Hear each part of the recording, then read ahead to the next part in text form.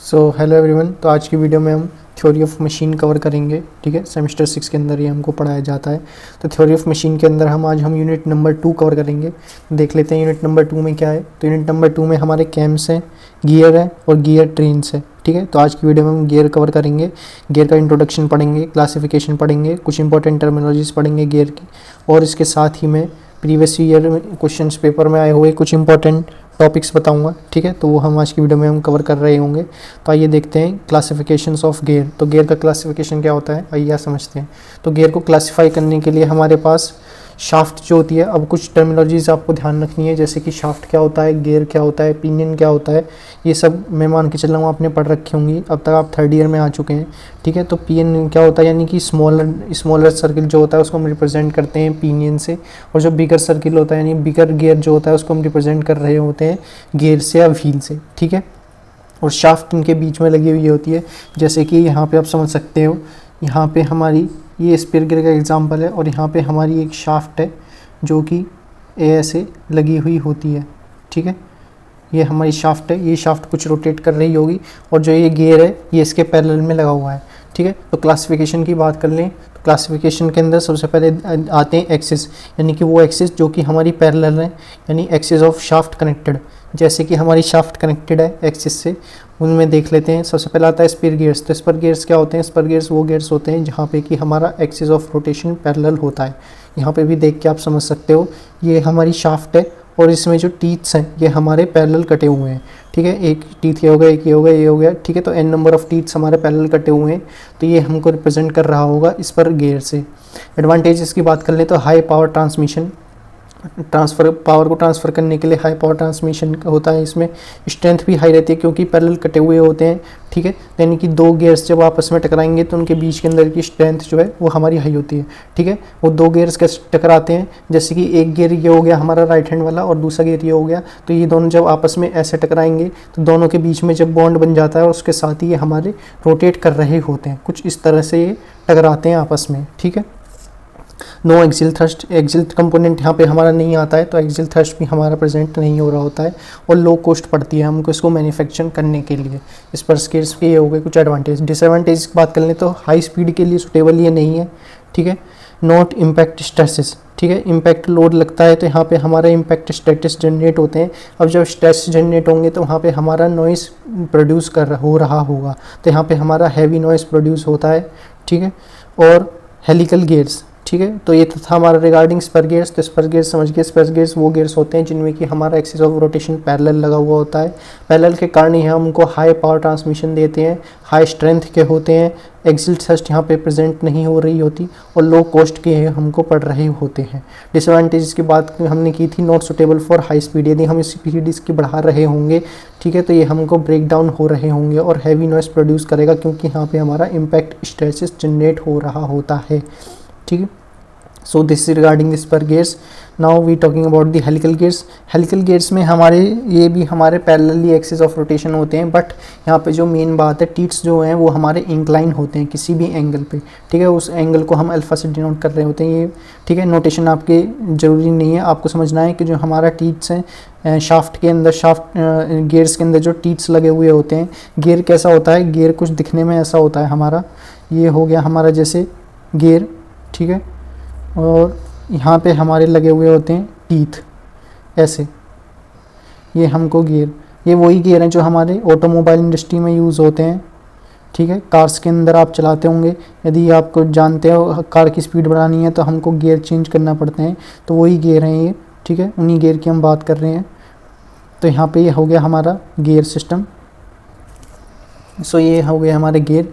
अभी जो गियर है तो ये यदि हमारा बिगर है, ठीक है, तो इसको हम रिप्रेजेंट करेंगे गियर से, और यदि हमारा एक छोटा गियर है उसको रिप्रेजेंट कर रहे होंगे हम पिनियन से। सो ये जो हमारा स्मॉल सर्किल वाला है गियर, ये हो जाएगा पिनियन। ये आगे हम जैसे पढ़ेंगे मैं आपको बता रहा हूँ गियर पिनियन क्या होते हैं। अब मानते हैं कि हम जैसे पिनियन में हम जानते हैं पिनियन के अंदर हमने मोटर लगा दी और पिनियन हमारा रोटेट कर रहा है एंगुलर वेलोसिटी ओमेगा से, यानी कि ये कुछ ऐसे रोटेट कर रहा है। तो यानी कि जो सेकंड यानी कि जो बड़ा वाला गियर है ये हमारा कुछ ऐसे एंटी क्लॉकवाइज डायरेक्शन में रोटेट कर रहा होगा एंगुलर वेलोसिटी ओमेगा से, ठीक है। तो ये गियर आपस में मूव करते रहते हैं कुछ इस टाइप से ही मूव करते हैं और फिर डिसएंगेजमेंट हो जाता है, ठीक है। पहले गियर आ रहा होगा, ठीक है, और फिर पिनियन आएगा, आपस में मिलेंगे और ये ऐसे आपस में जुड़ेंगे और फिर इनका डिसएंगेजमेंट हो रहा होगा, ठीक है। तो ये था रिगार्डिंग गियर एंड पिनियन। अब बात कर रहे थे हम हेलिकल गियर की। तो हेलिकल गियर वो गियर होते हैं जिनमें कि हमारा एक्सिस ऑफ रोटेशन इंक्लाइन होता है। यहाँ पे भी देख के आप समझ सकते हो, ठीक है। यहाँ पे हमने लिया है हेलिकल गियर के एग्जांपल। तो हेलिकल गियर के एग्जांपल में हमारे जो अपोजिट हैंड टीथ्स हैं वो मैटिंग यानी कि मैटिंग वाले मिल रहे हैं, यानी कि जो टीथ्स हैं, ठीक है, अपोजिट, ये हो गया हमारा लेफ्ट हैंड टीथिंग और ये हो गया हमारा मान लो राइट हैंड, ठीक है। तो ये जो अपोजिट हैंड टीथ्स हैं वो हमारे मिल रहे होंगे और वो कैसे मिलते हैं, इंक्लाइन एंगल पे मिलते हैं। यहाँ से देख के समझ सकते हो ये कुछ एंगल बना रहे होंगे, एंगल फॉर्मेशन कर रहे होंगे, ठीक है। और ये जो एंगल फॉर्मेशन है ये हमारा इंक्लाइन आता है, तो इसको हम रिप्रेजेंट करते हैं हेलिकल गियर से। हेलिकल गियर यानी कि अंदर जो एडवांटेजेस आप लिखोगे वो आप सारे स्पर गियर के डिसएडवांटेजेस को लिख सकते हो, मेंशन कर सकते हो, जैसे कि suitable for high speed gradual loading. मैंने आपको बताया था स्पर गियर के अंदर हमारे जो है इम्पैक्ट लोडिंग आती है। इम्पैक्ट लोडिंग यानी अचानक से जो है इम्पैक्ट स्ट्रेसेस जनरेट होता है तो नॉइस भी प्रोड्यूस होती है और चांसेस रहते हैं ब्रेक डाउन होने की, तो इसलिए हम उसको हाई स्पीड पे नहीं रोटेट करवा सकते। लेकिन हम यहाँ पे हेलिकल गियर को हाई स्पीड पे रोटेट करवा सकते हैं क्योंकि यहाँ पर जो लोड जनरेट होता है वो होता है हमारा ग्रेजुअल लोड, और जो नॉइस भी प्रोड्यूस हो रही होगी वो हमारी लो नॉइस प्रोड्यूस हो रही होगी, ठीक है। अब बात कर लेते हैं axis that are non parallel and but intersecting, ठीक है। तो जो एक्सिस पैरेलल हैं, नॉन पैरेलल है और इंटरसेक्टिंग है, उसके अंदर आता है हमारा बेवल गियर। तो बेवल गियर क्या है, बेवल गियर हमारे नॉन पैरेलल होते हैं और इंटरसेक्टिंग हो रहे होते हैं। इंटरसेक्टिंग किसी भी एंगल पे होते हैं, ज़्यादातर ये जो हमारे एंगल है इंटरसेक्शन का वो हमारा 90 डिग्री पर होता है। इसके दो टाइप्स हैं, स्ट्रेट बेवल गियर और helical bevel gear. Straight bevel gear के अंदर वही हमारे जो है मीटिंग हो रही होगी, इंटरसेक्टिंग जो होगी वो 90 डिग्री वाले टीथ पे हो रही होगी, और हेलिकल बेवल गियर के अंदर जो होगी हमारा वो इंक्लिनेशन पे होगा, वो इंक्लिनेशन का एंगल कुछ भी हो रहा हो सकता है, ठीक है। Axis that are neither parallel and nor intersecting, यानी कि उसके अंदर आता है हमारे स्पाइरल गियर। स्पाइरल गियर को हम जो है स्क्यू बेवल गियर भी कह सकते हैं। इसके अंदर एग्जांपल है वॉर्म एंड वॉर्म व्हील। तो वॉर्म एंड वॉर्म व्हील क्या होता है, वॉर्म एंड वॉर्म व्हील एक ऐसा गियर है हमारा जो कि हम यूज कर सकते हैं हाई स्पीड रिडक्शन रेशो के लिए, यानी कि एक व्हील के अंदर रेवोल्यूशन यदि 1000 है तो दूसरा व्हील जो है वो हमारा केवल 1 रेवोल्यूशन ही कर रहा होगा। यानी कि जैसे कि मैंने इसमें भी आप देख के समझ सकते हो, यदि गियर हमारा यानी पिनियन के अंदर हमने मोटर लगाई और पिनियन हमारा रोटेट किया क्लॉकवाइज डायरेक्शन में, तो ये जो पिनियन है यदि पिनियन के अंदर मोटर लगाने से ये हमारा 1000 रेवोल्यूशन कर रहा है, very speed very fast motion कर रहा है, ठीक है, हाई वेलोसिटी पे हमारा मूव कर रहा है। तो यानी कि जब 1000 रेवोल्यूशन कंप्लीट कर लेगा अपने तो गियर का केवल 1 रेवोल्यूशन ही हो रहा होगा। तो वहाँ पे हम हाई रिडक्शन रेशो के लिए वॉर्म एंड वॉर्म व्हील का यूज़ करते हैं, यानी कि स्पाइरल गियर्स के अंदर हम जो है वॉर्म एंड वॉर्म व्हील का यूज़ करते हैं for high speed reduction ratio, ठीक है। अब हम देखते हैं on the basis of type of gearing. On the basis of type of gearing के अंदर क्या है, तो on the basis of type of gearing में हमारे 2 टाइप्स की गियरिंग आती है, एक्सटर्नल गियरिंग और इंटरनल गियरिंग। यानी कि एक्सटर्नल गियरिंग वो गियरिंग होती है जहाँ पे कि direction of rotation of both gear is opposite, ठीक है। यानी कि हमने एक गियर ले लिया, एक हमने पिनियन ले लिया, सॉरी, ठीक है। पिनियन को यानी कि जो हमारा बिगर है उसको हम रिप्रेजेंट करेंगे गियर और व्हील से, और जो हमारा स्मॉलर है उसको हम रिप्रेजेंट करेंगे पिनियन से, ठीक है। पिनियन और गियर क्या है, ये बस एक जो है हमारे नोटेशंस हैं, ठीक है। इनका कुछ ऐसा सच यूज़ नहीं है, लेकिन हमको न्यूमेरिकल्स को ड्राइव करने के लिए, इक्वेशन को ड्राइव करने के लिए, न्यूमेरिकल सॉल्व करने के लिए हम मानते हैं कि छोटा वाला जो है वो पिनियन होता है। तो direction of rotation of both gear is opposite, यानी कि ये कह रहा है एक्सटर्नल गियरिंग में, यानी जैसा कि मैंने आपको बताया पिनियन यदि क्लॉकवाइज डायरेक्शन में रोटेट कर रहा है तो गियर हमारा जो है व्हील जो है और या फिर गियर है वो हमारा एंटी क्लॉकवाइज डायरेक्शन में रोटेट करेगा। इनकी जो डायरेक्शन है वो दोनों अपोजिट होती हैं।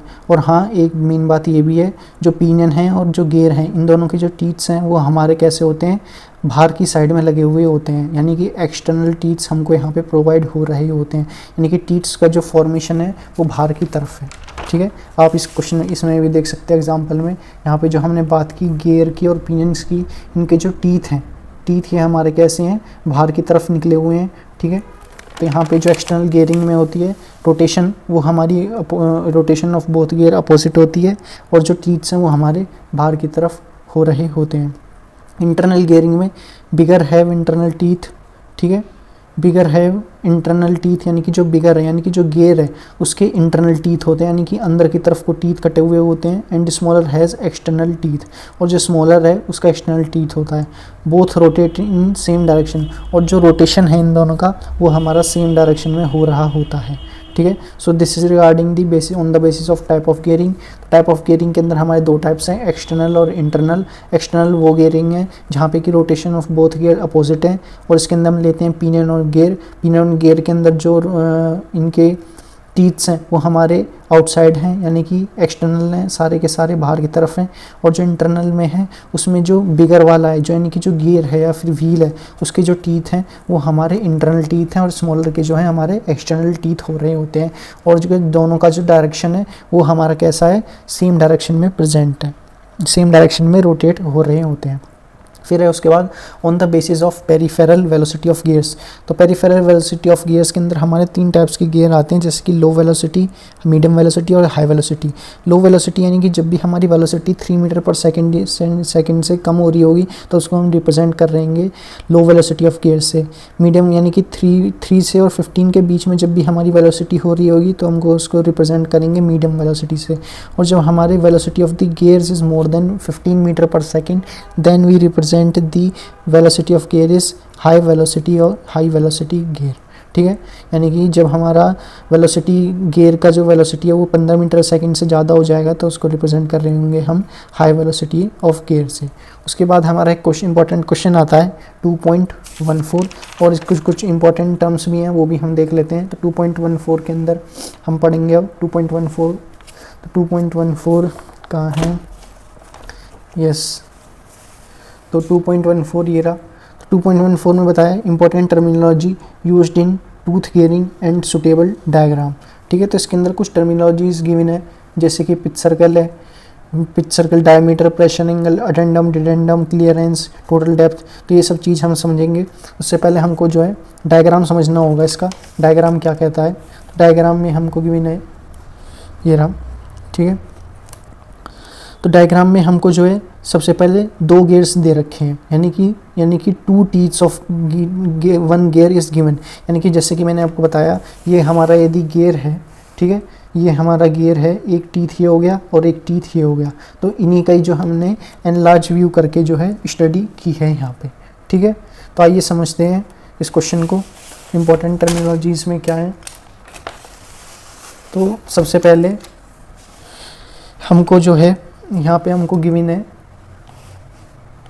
यहाँ पे हमको 2 टीथ गिवन है गियर के। तो सबसे पहले जो टीथ के अंदर जो हमने एक अपर साइड, एक अपर सरफेस, रेडियल डायमीटर है, अपर रेडियल डायमीटर से हमने कंसिडर किया है एक पिच सर्कल। पिच सर्कल क्या है, एक इमेजिनरी सर्कल है। सबसे पहले हम कंसिडर करेंगे इसके अंदर पिच सर्कल, और पिच सर्कल से ही सारे जो हैं वो हमको ड्राइव हो रहे होंगे, सारे कंसेप्ट ड्राइव हो रहे होंगे। जैसे अडेंडम क्या होता है, तो पिच सर्कल से रेडियल डिस्टेंस अपर साइड की तरफ में जो भी रेडियल डिस्टेंस है उसको हम रिप्रेजेंट करेंगे अडेंडम से, और पिच सर्कल से नीचे की तरफ जितनी भी रेडियल डिस्टेंस है उसको हम रिप्रेजेंट करेंगे डिडेंडम से।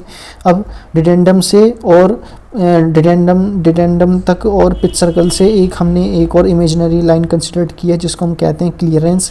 क्लियरेंस क्या है, क्लियरेंस जो है हमारी बेसिकली एक गैप है डिडेंडम से और पिच सर्कल के बीच में का जो गैप है उसको हम रिप्रेजेंट करेंगे क्लियरेंस से।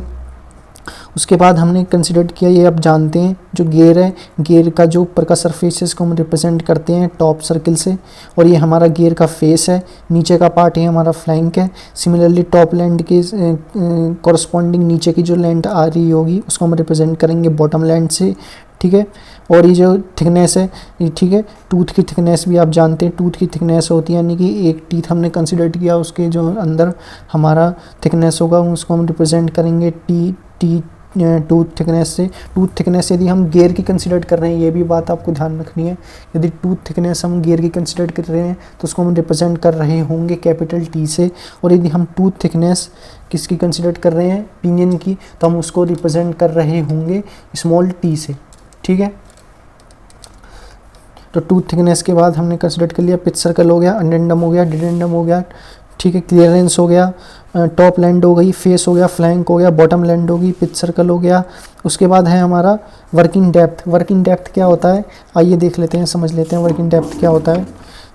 तो वर्किंग डेप्थ क्या है, हमारा रेडियल डिस्टेंस है, ठीक है, किस किस का, addendum circle to the clearance circle, यानी कि रेडियल अडेंडम सर्किल से और क्लियरेंस सर्किल के बीच में जो रेडियल डिस्टेंस है उसको हम रिप्रेजेंट कर रहे होंगे वर्किंग डेप्थ से।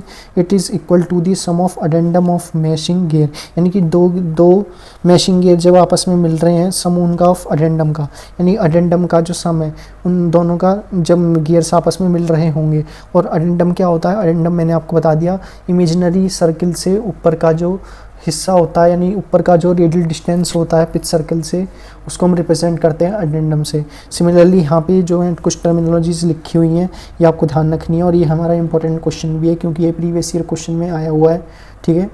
तो आप जब previous year question paper solve करोगे तो आप देखोगे ये हमारा इसको गिवन है क्वेश्चन, और इसमें बताया गया है कि अडेंडम कैसे में हमको रिप्रेजेंट करना है, पिच सर्कल क्या होता है। तो पिच सर्कल मैंने आपको बता दिया, पिच सर्कल जो है हमारा एक इमेजिनरी सर्किल है, ये रहा हमारा पिच सर्किल, और ये हमारा कैसे है, वेव केवल बीच में आता है, ये भी आपको ध्यान रखना है, ये हमारा अडेंडम और डिडेंडम के बीच में आ रहा होता है, और ये एक हमारा इमेजिनरी सर्किल हो रहा होता है, ठीक है। It's an imaginary circle which produce same motion as actual gear by pure rolling action, ठीक है। तो ये हमारा इमेजिनरी सर्किल होता है। Pure pitch circle diameter, pitch circle diameter की बात कर लेते हैं। पिच सर्कल डायमीटर क्या होता है, तो it is the diameter of pitch circle, ठीक है, ये पिच सर्कल की डायमीटर होता है। Gear sizes are usually specified by the pitch circle diameter, जो गियर्स के साइजेस हैं उनको हम जो है ये स्पेसिफाइड करते हैं पिच सर्कल डायमीटर से। प्रेशर एंगल आपको ध्यान रखना है, प्रेशर एंगल को हम 5 से डिनोट करते हैं जब आप न्यूमेरिकल सॉल्व कर रहे होंगे, प्रेशर एंगल आपको गिवन हो रहा होगा।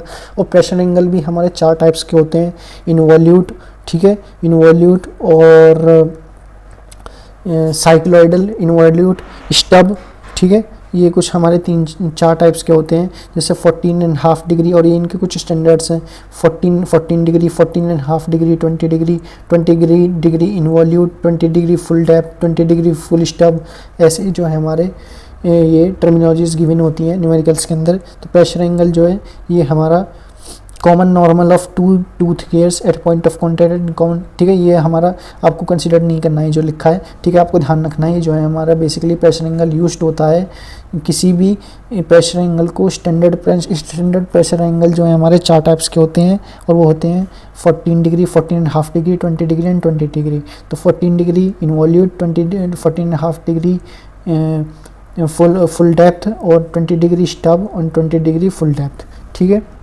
तो इस टाइप से हमारे जो है ये 4 टाइप्स के प्रेशर एंगल्स गिवन होते हैं। अडेंडम मैंने आपको बता दिया, अडेंडम क्या होता है।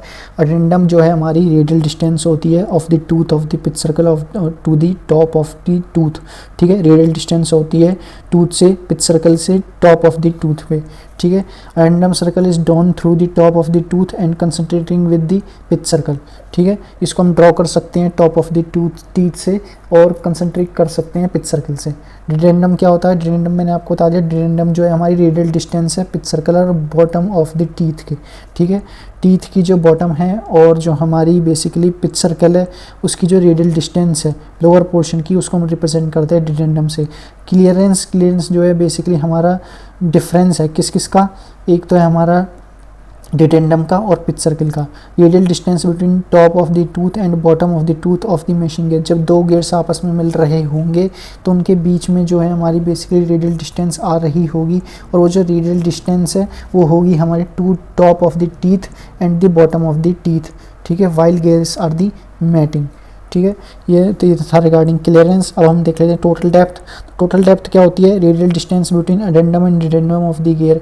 अडेंडम और डिडेंडम ऑफ द गियर के अंदर जो हमारी रेडियल डिस्टेंस है टोटल, उसको हम रिप्रेजेंट करते हैं टोटल डेप्थ से। टोटल डेप्थ को आप ये भी समझ सकते हो, जो टी है टोटल डेप्थ यानी कि कैपिटल डी को हम रिप्रेजेंट करेंगे, तो टोटल डेप्थ यदि हमारी डी है तो वो हमारी समेशन है किस किस की? अडेंडम की और डिडेंडम की। उसके बाद टर्म आती है हमारी बैकलैश, ठीक है। फिर टर्म आती है हमारी बैकलैश। तो बैकलैश क्या होता है? बैकलैश आप जानते हैं, बैकलैश जो है हमारा बेसिकली बैकलैश हमारा जीरो होना जो ज़रूरी है। बैकलैश जीरो होना क्यों ज़रूरी है? इसमें लिखा है बिकॉज इट प्रिवेंट जैमिंग और the teeth to tooth errors and thermal expansions, ठीक है।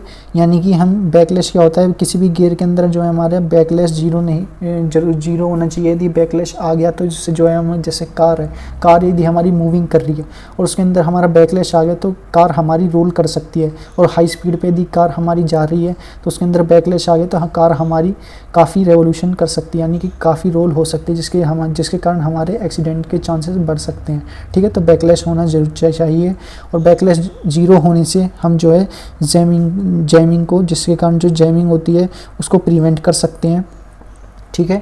और थर्मल एक्सपेंशन होता है इसके अंदर। थर्मल एक्सपेंशन जैसे कि आप जानते हैं इंजन के अंदर हमारी हीट हमारी ज़्यादा हो रही होती है, तो जिसके कारण जो है हमारा एक्सपेंड नहीं हो, थर्मली एक्सपेंड नहीं हो इंजन वगैरह, तो वहाँ से हम जो है बेसिकली बैकलैश को जीरो रखने की कोशिश कर रहे होते हैं।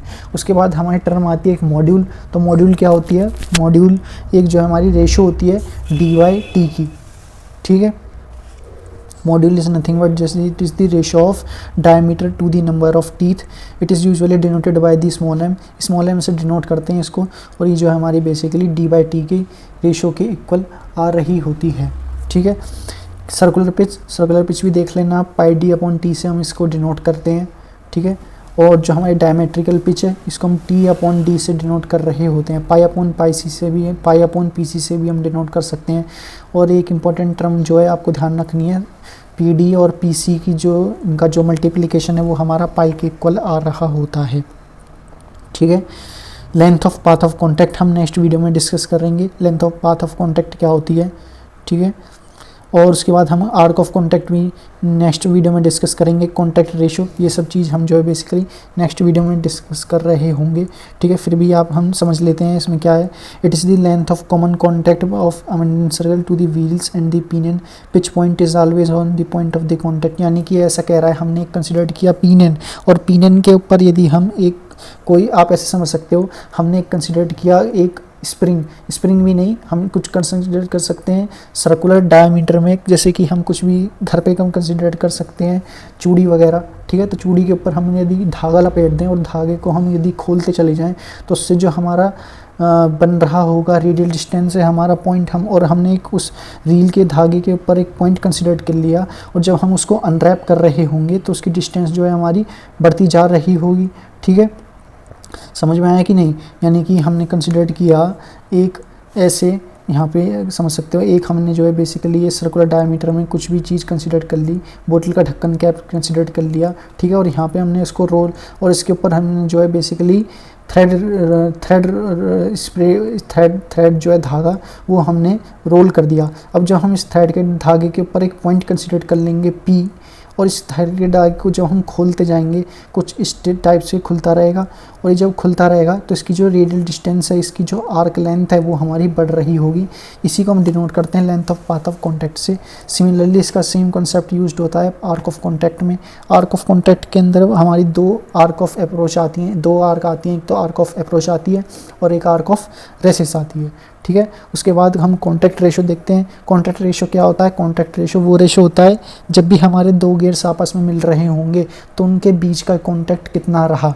हम जानते हैं जब भी हमारे, आप इसमें से देख के समझ सकते हो, एक ये हमारा पिनियन है, एक ये हमारा पिनियन है और ये हमारा गियर है, ये जब दोनों आपस में कांटेक्ट कर रहे होंगे, यानी कि ये हमारा रोटेट कर रहा होगा ओमेगा एंगुलर वेलोसिटी से, और ये हमारा रोटेट कर रहा होगा एंगुलर वेलोसिटी ओमेगा ओमेगा से, ये क्लॉकवाइज रोटेट कर रहा है एंटी क्लॉकवाइज, यानी कि कितने नंबर ऑफ टीथ आपस में कांटेक्ट में आए जब ये दोनों रोटेट कर रहे हैं। हम जानते हैं एक टीथ तो हमारा बेसिकली कांटेक्ट में पूरा रहेगा, ठीक है, और ये जो कांटेक्ट में रहेगा ये हमारा इसके गैप के अंदर कांटेक्ट में रहेगा, कभी भी इसके ऊपर कांटेक्ट में नहीं रहेगा। यदि ये इसके ऊपर कांटेक्ट है तो हम जानते हैं ये हमारा कैसा नेचर शो करेगा, ये हमको बैकलैश नेचर शो करेगा, यानी कि जैमिंग हो जाएगी, आपस में रगड़ा खा जाएंगे दोनों गेयर्स। और जब दोनों गेयर आपस में रगड़ा खा जाएंगे तो उनके अंदर हीट प्रोड्यूस हो सकती है, यानी कि थर्मल एक्सपेंशन हो सकता है। थर्मल एक्सपेंशन हो जाएगा तो उन दोनों के चांसेस हैं कि हमारे जो है बेसिकली गियर्स के अंदर आग भी लग जाए, ठीक है। तो उसको प्रिवेंट करने के लिए, जैमिंग को प्रिवेंट करने के लिए हम बैकलैश का यूज़ करते हैं।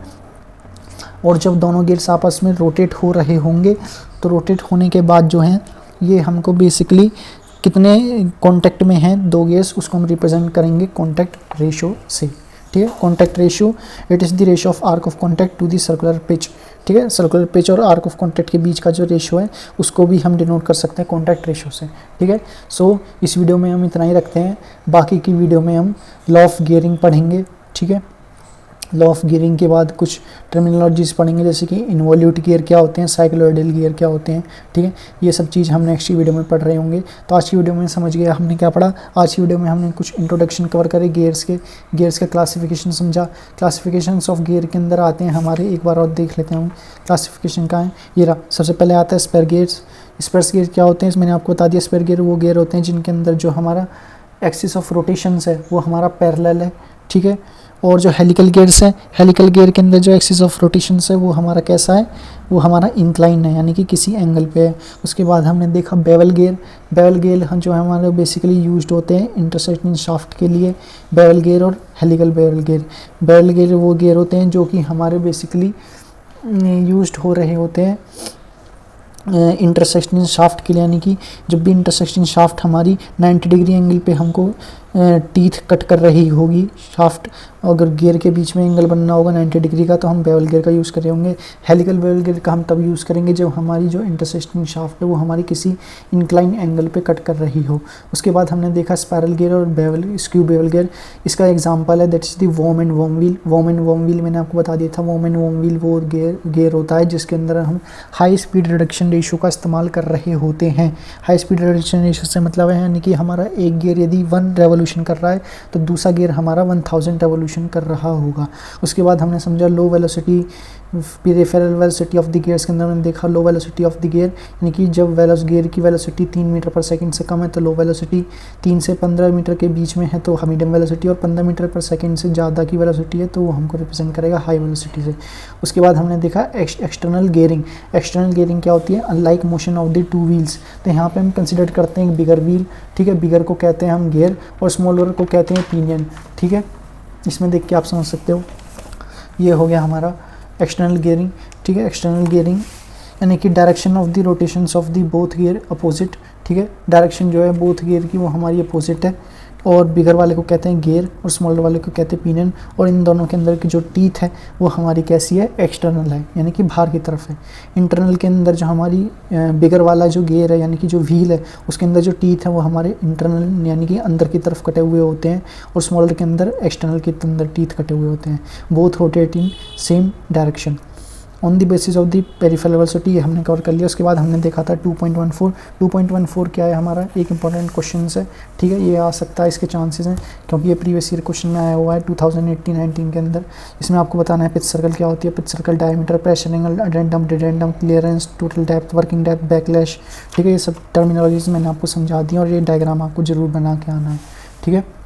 डायग्राम कैसे बनेगा, डायग्राम के अंदर हम 2 टीथ कंसिडर कर लेंगे एक गियर के अंदर उसके अंदर फिर टॉप लैंड मेंशन कर देंगे, फेस, फ्लैंक, ठीक है, बॉटम लैंड, पिच सर्कल कैसा सर्कल है, एक इमेजिनरी सर्कल है। इससे ऊपर की जो रेडियल डिस्टेंस है उसको हम रिप्रेजेंट करेंगे एडेंडम से, इससे नीचे की जो रेडियल डिस्टेंस है उसको हम कंसिडर करेंगे डिडेंडम से। इनके बीच में एक और सर्कल आता है जिसको हम रिप्रेजेंट करते हैं क्लियरेंस से। और फिर हम जानते हैं बैकलैश। बैकलैश क्या होता है, जैमिंग प्रिवेंट करने के लिए जो यूज होती है टर्म उसको हम यूज करते हैं बैकलैश से, ठीक है, ताकि थर्मल एक्सपेंशन नहीं हो गियर्स के अंदर, इसलिए हम बैकलैश का यूज़ करते हैं। सर्कुलर पिच मॉड्यूल आपको ध्यान रखने हैं, ये हमारे न्यूमेरिकल्स के अकॉर्डिंग भी है हमारे इंपॉर्टेंट है, जैसे कि इन दोनों के बीच का जो मल्टीप्लिकेशन है वो हमारा पाई के इक्वल आता है, ठीक है। मॉड्यूल को हम रिप्रेजेंट करते हैं dy/t से, ठीक है। सो इस वीडियो में हम इतना ही रखते हैं, बाकी की वीडियो में हम नेक्स्ट टॉपिक कवर करेंगे, ठीक है, और लॉ ऑफ गियरिंग पढ़ रहे होंगे, ठीक है। सो इस वीडियो में इतना ही। Thank you very much.